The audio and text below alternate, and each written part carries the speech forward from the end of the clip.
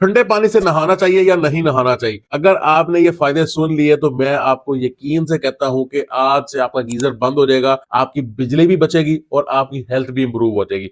और ये जो आखिरी 2 पॉइंट्स हैं, ये तो मर्दों के लिए इतने ज़रूरी हैं कि अगर मर्दों ने ये सुन लिए, तो मुझे नहीं लगता कि आज के बाद कोई भी मर्द गर्म पानी से नहाएगा। सबसे पहले अगर हम नहाएँ तो ये आपकी इम्यूनिटी बूस्ट करता है। इम्यूनिटी बूस्ट का मतलब क्या है? कुव्वत मुदाफ़त को इंक्रीज़ करता है, बढ़ाता है। तो मतलब ये हुआ कि आज से पहले जितनी भी आपने बातें सुनी थी कि ठंडे पानी से ना नहाओ, आपको नज़ला, ज़ुकाम, बुखार हो जाएगा, ये गलत हो जाती हैं। ये इसका कोई जो है वो ताल्लुक नहीं बनता। हाँ, अगर आप पहले से बीमार हैं, आपको बुखार है, तो फिर मैं आपको रिकमेंड करूँगा कि ठंडे पानी से ना नहाएँ। लेकिन अगर आप अभी ठीक है बिल्कुल, तो आप ठंडे पानी से नहाते हैं तो होगा क्या? आपने व्हाइट ब्लड सेल्स का नाम सुना होगा। आपकी बॉडी में व्हाइट ब्लड सेल जो है वो इंक्रीज़ हो जाएँगे। आपने नाम सुना होगा टी सेल्स का। ये सारे जो हैं ये आपकी इम्यूनिटी बढ़ाते हैं, आपकी कुव्वत मुदाफ़त बढ़ाते हैं। इनमें एक सर्ज आती है, ये इंक्रीज़ हो जाते हैं और वायरसेस से और बैक्टीरिया से लड़ने की जो कुव्वत है वो आपकी बॉडी में बढ़ जाती है। दूसरे नंबर के ऊपर हेयर एंड नेल्स की शाइन है, उनकी हेल्थ है, स्किन की हेल्थ है। आपकी स्किन अगर आप मैं आपको लिख के देता हूँ, अगर आप इस 1 महीना जो जनवरी का आ रहा है, हर रोज़ ठंडे पानी से नहा लें, तो आपकी जो स्किन है वो 1 ईयर, 2 ईयर, 5 इयर्स यंगर दिखना शुरू हो जाएगी। 5 इयर्स यंगर क्यों? क्योंकि जैसे ही ठंडा पानी आपके जिस्म को पड़ता है तो एक्सपोज़र की वजह से ठंड की आपकी सर्कुलेशन बेटर होना शुरू हो जाती है। जब सर्कुलेशन बेटर होती है तो आपकी स्किन को अच्छी तरह ब्लड पहुँचता है, आपके हेयर्स के अंदर, आपकी स्कल के अंदर ऐसी वेन्स और ऐसी खून की नालियाँ जो कई अरसा बंद पड़ी रही थी, वो खुलती हैं, सर्कुलेशन बेटर होती है और उनकी हेल्थ जो है वो इम्प्रूव करने लगती है।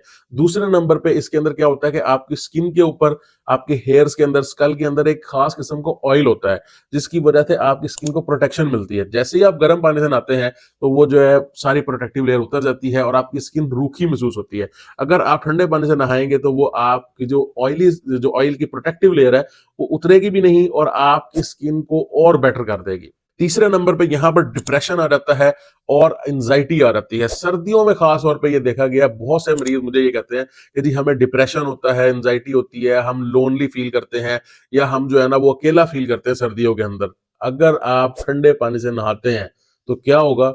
आपके जो हैप्पी हार्मोन है, नॉरएपिनेफ्रिन, एड्रेनालिन का शॉट आपको ऐसा मिलता है और मज़े की बात ये है कि अगर आप कोई भी एक्टिविटी करें, आपने ये अक्सर देखा होगा कि लोग जंपिंग करते हैं ऊपर से, जहाज़ों के ऊपर से, ये सिर्फ़ एड्रेनालिन के लिए करते हैं कि एड्रेनालिन जो है ना बॉडी में रिलीज़ हो, ताकि उनको खुशी मिले। जो ठंडे पानी से निकलने वाला एड्रेनालिन है, उसकी स्पाइक नहीं बनती, उसका प्लेटू बनता है, यानी वो काफ़ी देर तक सस्टेन रहता है और आपकी बॉडी के अंदर वो खुशी के हार्मोन को काफ़ी देर तक हाई रखता है।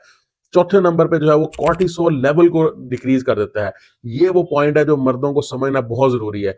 देखें, आपकी जो मेंस हेल्थ है वो टेस्टोस्टेरोन पे बहुत ज़्यादा डिपेंड करती है और कॉर्टिसोल लेवल जितने आपके हाई होंगे, आपके टेस्टोस्टेरोन लेवल जो हैं वो उतने ही कम हो जाएँगे, आप और डिप्रेस हो जाएँगे, आपकी बॉडी के अंदर इन्फ्लेमेशंस आ जाएँगी, यानी सूजना शुरू हो जाएगी बॉडी, आपकी वो मूवमेंट, आपकी बॉडी के अंदर वो लचकपन नहीं रहेगी। अगर आपका टेस्टोस्टेरोन हाई होगा, आपका मूड बूस्ट रहेगा, आपकी जो सेक्सुअल नीड्स हैं वो हाई रहेंगी और आप ओवरऑल खुश रहेंगे।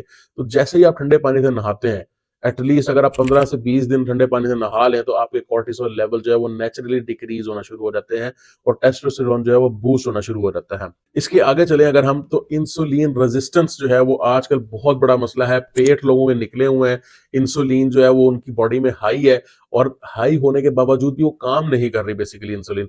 अगर इसको दूसरे लफ्जों में मैं कहूँ तो इसी को डायबिटीज कहा जाता है कि जब आपकी बॉडी में से इंसुलिन निकलती तो है लेकिन आपकी बॉडी में असर नहीं करती, इसको कहते हैं इंसुलिन सेंसिटिविटी डिक्रीज हो गई है।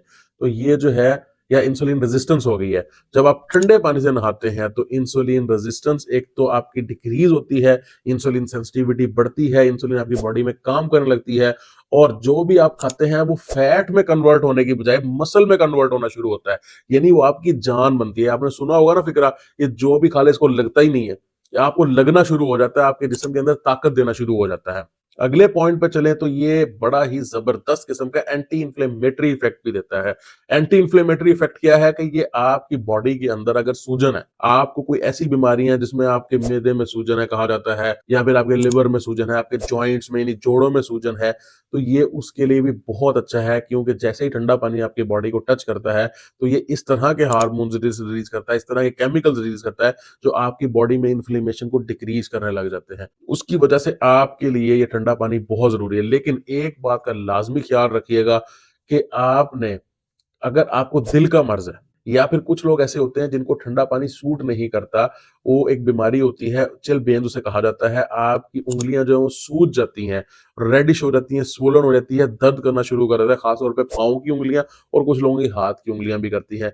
अगर आपको इस तरह का मसला है तो फिर आपने परहेज़ करनी है ठंडे पानी से, बहुत ज़्यादा ठंडे पानी से नहीं नहाना और स्पेशली ये फीमेल्स में होता है, मेल्स के अंदर बहुत कम होता है। अगर आपको दिल का अर्ज़ा है तो फिर ये भी हो सकता है कि अगर एकदम आप ठंडे पानी में जाएँ क्योंकि ठंडा पानी जो आपकी बॉडी को एक शॉक देता है, वो आपकी बॉडी को रिन्यू कर देता है। बल्कि अब तो नई जो रिसर्चेज़ आ रही हैं उसके अंदर ये बताया जा रहा है कि आपके न्यूरॉन्स यानी दिमाग के जो न्यूरॉन्स हैं, उसकी रिकवरी में बड़ा ज़बरदस्त इसका रोल है। आपकी वो मेमोरी शार्प रखता है, आपके मसल्स की जो रिकवरी है उसको वो बेटर कर देता है, आपकी अलर्टनेस को यानी आप खुश एक तो रहना शुरू करते हैं, दूसरा आप अलर्ट होते हैं। आपके दिमाग में जो एक फॉग सी होती है ना, ब्रेन फॉग जिसे कहते हैं, कि वो सोचा ही नहीं जाता सही तरह, कन्फ्यूज़ रहता है बंदा, ये सब चीज़ें कम हो जाती हैं और हैप्पी हार्मोन्स बढ़ जाते हैं। इस वीडियो को लाज़मी अपने फैमिलीज़ के साथ, अपने फ्रेंड्स के साथ शेयर करें और ख़ास तौर पे जो आपके मेल्स हैं, उनके साथ लाज़मी शेयर करें क्योंकि ये उनके लिए बहुत इम्पोर्टेंट है।